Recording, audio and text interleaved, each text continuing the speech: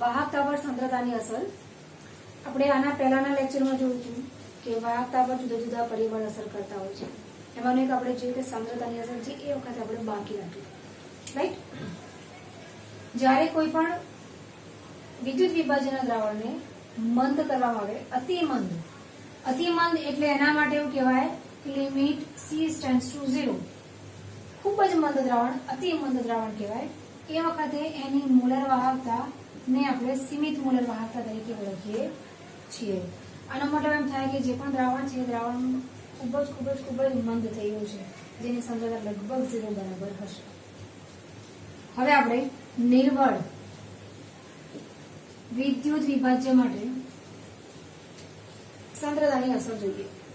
નિર્બળ વિદ્યુત વિભાજ્ય એટલે એવા વિદ્યુત વિભાજ્યો જેનું આયનીકરણ પૂરેપૂરું થતું નથી, અધૂરું આયનીકરણ થતું હોય છે.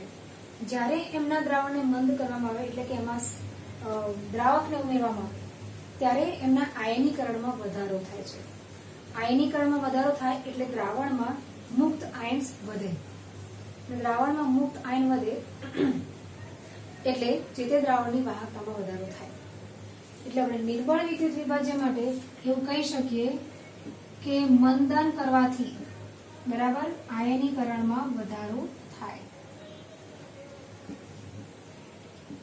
અને એના લીધે વાહકતામાં વધારો થાય. બરાબર. મંદ દ્રાવણ માટે મોલર વાહકતા વિરુદ્ધ રૂટ C નો આલેખ દોરીએ તો એ વક્ર આલેખ મળે છે. અને મંદ વિદ્યુત વિભાજ્ય માટે એમનું જે આયોનાઇઝેશન થાય, મતલબ આયનીકરણ થાય કે વિયોજન થાય, એ વિયોજન અચળાંક આલ્ફા બરાબર મોલર વાહકતા ભાગ્યા સીમિત મોલર વાહકતા થાય. બરાબર. આ નિર્બળ વિદ્યુત વિભાજ્યની વાત થઈ. પ્રબળ વિદ્યુત વિભાજ્ય માટે જોઈએ આપણે પ્રબળ વિદ્યુત વિભાજ્ય એને કહેવાય કે જેમનું આયનીકરણ સંપૂર્ણ થતું હોય. હવે 100% આયનીકરણ થઈ ગયું એનો મતલબ એમ થયું કે દ્રાવણમાં જેટલા પણ ફ્રી આયન્સ મળવાના એટલા મળી ગયા. હવે એના પછી એને મંદ કરીએ એટલે કે એમાં દ્રાવણ ઉમેરવાથી શું થાય? કંઈ ના થાય. આયન્સ જેટલા હતા એટલા છે જ અંદર. આયન્સમાં વધારો થાય તો વાહકતામાં વધારો થાય. એટલે જ્યારે પ્રબળ વિદ્યુત વિભાજનની વાત થતી હોય તો એમની વાહકતામાં જો વધારો કરવો હોય તો દ્રાવક ઉમેરવાથી નહીં પણ દ્રાવ્ય ઉમેરવાથી વાહકતામાં વધારો થાય. એટલે આપણે એવું કહી શકીએ કે પ્રબળ વિદ્યુત વિભાજ્ય દ્રાવણ માટે એમની વાહકતા એ એમાં એટલે કે પ્રબળ વિદ્યુત વિભાજ્ય કેટલા પ્રમાણમાં ઉમેરો છે એના પર આધાર રાખે છે. જો વિદ્યુત વિભાજ્ય વધારે ઉમેરવામાં આવે તો વાહકતામાં વધારો થાય, અને વિદ્યુત વિભાજ્ય ઓછું ઉમેર્યું હોય તો એની વાહકતા ઓછી હોય છે. ક્લિયર? પ્રબળ વિદ્યુત વિભાજ્ય માટે મોલર વાહકતા વિરુદ્ધ રૂટ C નો આલેખ દોરવામાં આવે તો એ સ્ટ્રેટ લાઈન મળે છે. આ સ્ટ્રેટ લાઈનનો જે ઢાળ છે એને આપણે A વડે દર્શાવીએ છીએ. આ A નું મૂલ્ય વિદ્યુત વિભાજનના પ્રકાર પર અને તાપમાન પર રાખે છે. કયા પ્રકારનું વિદ્યુત વિભાજ્ય છે અને તાપમાન કેટલું છે. બરાબર. મોટા ભાગે કોઈ પણ વિદ્યુત વિભાજ્ય હોય એમાં રહેલા આયન્સ, ધન આયન અને ઋણ આયન, એટલે આપણે કહી શકીએ કે કોઈ પણ વિદ્યુત વિભાજ્ય ની વાહકતામાં એમાં રહેલા ધન આયન અને ઋણ આયન એમનું કોન્ટ્રીબ્યુશન ફિક્સ હોય છે. મતલબ ઉદાહરણથી વાત કરીએ તો ધારો કે NaCl નું દ્રાવણ છે તો NaCl માં ધન આયન થયું Na+ અને ઋણ આયન થયું Cl-. તો NaCl નું જે દ્રાવણ છે એની વાહકતા એ એમાં રહેલા Na+ ની વાહકતા અને Cl- ની વાહકતા પર આધાર રાખે છે. હવે આ દ્રાવણમાં આપણે NaCl લીધું. ધારો કે આપણે NaBr નું દ્રાવણ બનાવીએ છીએ. NaBr માં ધન આયન કયો થયો? Na+ અને ઋણ આયન થયું Br-. તો NaBr ના દ્રાવણની જે વાહકતા છે ને એ વાહકતા Na+ અને Br- ની વાહકતા પર આધાર રાખે છે. એટલે એવું કહી શકાય કે NaCl ના દ્રાવણમાં રહેલો Na+ અને NaBr ના દ્રાવણમાં રહેલો Na+, આ બંનેની વાહકતા અચળ હોય છે. ફિક્સ કોન્ટ્રીબ્યુશન કહેવાય. એક સાથે Cl- હોય કે Br- હોય એનાથી ફેર નથી પડતો. Na+ ની વાહકતા જે પહેલા હતી એ જ અચળ રહે છે. એ રીતે Cl- ની વાહકતા જોઈએ તો NaCl હોય અથવા KCl હોય, Cl ની એટલે કે Cl- ની વાહકતા તો ફિક્સ જ હોય. એમાં કોઈ ફેરફાર ના થાય. બરાબર. આ સિદ્ધાંતનો ઉપયોગ કરીને કોહલરોશે એટલે કે કોહલરોશે આ જે નિયમ આપ્યો એની કેટલીક એપ્લિકેશન્સ પણ આપી છે. આપણે જોઈએ એટલે કે એનો કઈ રીતે ઉપયોગ કરી શકાય. કોઈ અણુ AXBY માટે સીમિત મોલર વાહકતા નું મૂલ્ય શોધવું હોય તો આપણે એવું કહી શકાય કે સીમિત મોલર વાહકતા ઓફ A, જો હવે AX એટલે એનો ગુણાકાર છે ને એ X થાય. XA પ્લસ A ધન આયન છે અને એનો વીજભાર કેટલો થાય B ના ગુણાક જેટલો એટલે Y જેટલો પ્લસ સીમિત મોલર વાહકતા ઓફ YB માઇનસ X. આ રીતે કોઈ પણ અણુ માટે આપણે સીમિત મોલર વાહકતા એના આયનની મોલર વાહકતા પરથી શોધી શકાય. એસિટિક એસિડ માટે જ્યારે આપણે જોતા હોઈએ ત્યારે સીમિત મોલર વાહકતા of acetic acid is equal to સીમિત મોલર વાહકતા ઓફ એસિટેટ આયન પ્લસ સીમિત મોલર વાહકતા of H plus ion plus આપણે એસિટિક એસિડની મોલર વાહકતા માટે NaCl નો યુઝ કરીએ એનો ઉપયોગ એની મદદથી શોધીએ એટલે પ્લસ સીમિત મોલર વાહકતા ઓફ Na પ્લસ સીમિત મોલર વાહકતા ઓફ Cl માઇનસ માઇનસ સીમિત મોલર વાહકતા ઓફ Na માઇનસ સીમિત મોલર વાહકતા ઓફ Cl માઇનસ. અહીંયા પ્લસ અહીંયા માઇનસ એટલા માટે કે ટોટલી બંને 0 થઈ જાય એટલે આપણી એકચ્યુઅલ કિંમત જળવાઈ રહે. ઇઝ ઇક્વલ ટુ સીમિત મોલર વાહકતા ઓફ એસિટેટ આયનની સાથે Na સીમિત મોલર વાહકતા ઓફ Na પ્લસ સીમિત મોલર વાહકતા ઓફ H પ્લસ સીમિત મોલર વાહકતા ઓફ Cl માઇનસ સીમિત મોલર વાહકતા ઓફ Na પ્લસ સીમિત મોલર વાહકતા ઓફ Cl માઇનસ. એટલે આપણને આ એસિટિક એસિડની સીમિત મોલર વાહકતા આ રીતે મળે કે સોડિયમ એસિટેટની મોલર વાહકતા સીમિત મોલર વાહકતા પ્લસ HCl ની સીમિત મોલર વાહકતા માઇનસ NaCl ની સીમિત મોલર વાહકતા. આ રીતે આપણે એસિટિક એસિડની સીમિત મોલર વાહકતા શોધી શકીએ.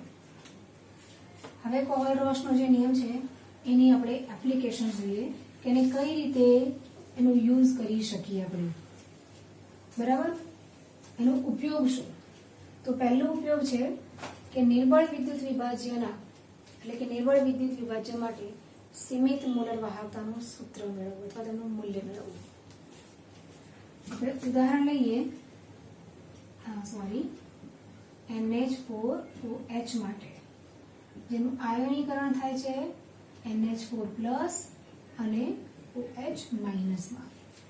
તો આપણે સીમિત મોલર વાહકતા of NH4OH is equal to સીમિત મોલર વાહકતા of NH4 plus સીમિત મોલર વાહકતા of OH minus plus સીમિત મોલર વાહકતા of Na plus સીમિત મોલર વાહકતા of Cl minus સીમિત મોલર વાહકતા of Na minus સીમિત મોલર વાહકતા of Cl minus is equal to સીમિત મોલર વાહકતા of NH4 plus અહીંયાથી આપણે Cl લઈએ સીમિત મોલર વાહકતા ઓફ Cl માઇનસ પ્લસ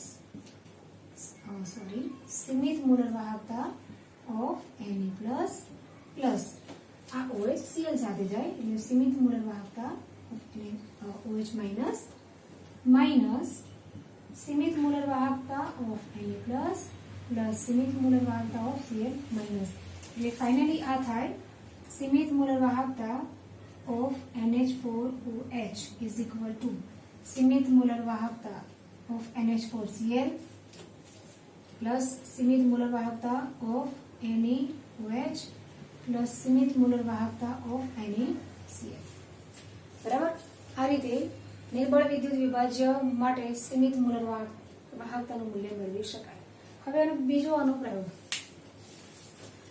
નિર્બળ વિદ્યુત વિભાજ્ય માટે વિયોજન અચળાંક આલ્ફા અને ઇક્વિલિબ્રિયમ કોન્સ્ટન્ટ એટલે કે સંતુલન અચળાંક કે શોધવો.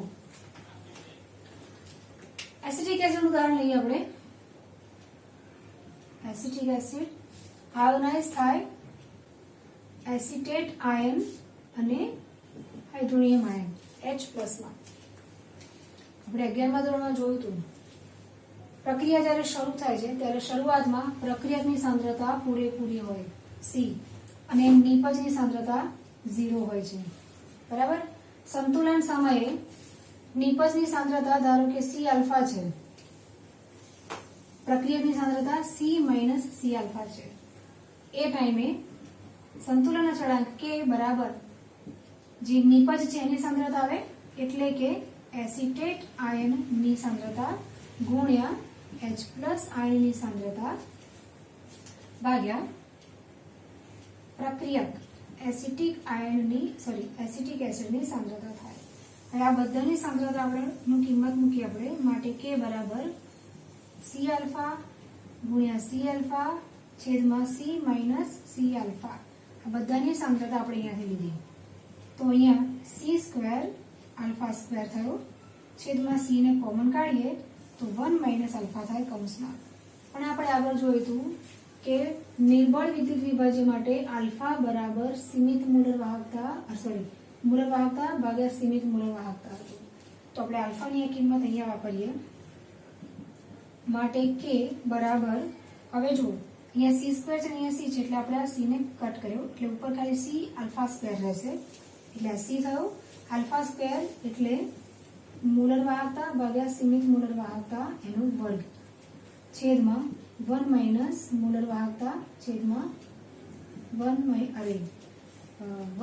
- મૂલર વાહકતા ભાગ્યા સીમિત મૂલર વાહકતા આપણે એને છૂટું પાડીએ તો હવે લખાય માટે K બરાબર C ગુણ્યા મૂલર વાહકતાનો વર્ગ ભાગ્યા સીમિત મૂલર વાહકતાનો વર્ગ છેદમાં 1 - મૂલર વાહકતા ભાગ્યા સીમિત મૂલર વાહકતા આ સૂત્ર થયું આખું સંતુલન અચળાંક K માટે નિર્બળ વિદ્યુત વિભાજ્ય માટે સંતુલન અચળાંક K નું મૂલ્ય મેળવવું તો આ કોહલ-રોશના નિયમના 2 અનુપ્રયોગ થયા બરાબર